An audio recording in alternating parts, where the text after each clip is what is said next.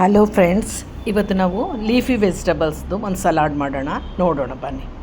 ಮೊದಲನೇದಾಗಿ ಒಂದು ನವಲ್ಕೋಲು, ಇದು ಸ್ಪ್ರಿಂಗ್ ಆನಿಯನ್ನು, ಮತ್ತು ಬಾಕ್ ಚಾಯಿ, ಈರುಳ್ಳಿ, ಕ್ಯಾರೆಟು, ಲ್ಯಾಟ್ಯೂಸು ಮತ್ತು ಪೋಮ್ಗ್ರೆನೇಟು, ನಿಂಬೆಹಣ್ಣು ಇವೆಲ್ಲವನ್ನು ಕಟ್ ಮಾಡಿ ಇಟ್ಕೊಂಡಿದ್ದೀನಿ.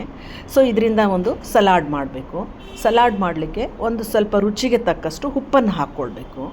ಉಪ್ಪನ್ನು ಹಾಕ್ಕೊಂಡ ನಂತರ ಫ್ಲಾಕ್ಸ್ ಸೀಡ್ಸನ್ನು ಹುರಿದ್ಬಿಟ್ಟು ಪುಡಿ ಮಾಡಿರ್ತಕ್ಕಂಥದ್ದನ್ನು 1-2 ಟೀ ಸ್ಪೂನಷ್ಟು ಹಾಕ್ಕೊಳ್ಬೇಕು. ಇದು ಹೆಲ್ತಿಗೆ ಆರೋಗ್ಯಕರವಾಗಿರುತ್ತೆ ಮತ್ತು ಸಲಾಡು ಸಹಿತ ಟೇಸ್ಟಿಯನ್ನು ಕೊಡುತ್ತೆ.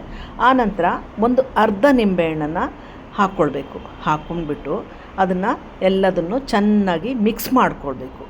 ಈ ಒಂದು ಸಲಾಡು ರೊಟ್ಟಿ ಅಥವಾ ಚಪಾತಿ ಯಾವ್ದು ರೊಟ್ಟಿಗಾದರೂ ಸರಿಯೇ ತುಂಬ ಟೇಸ್ಟಿಯಾಗಿರುತ್ತೆ.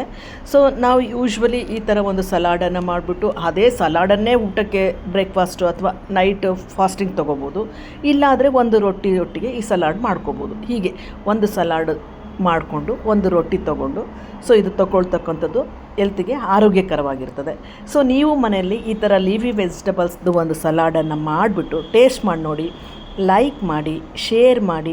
ಬಾಯ್ ಬಾಯ್. Thank you.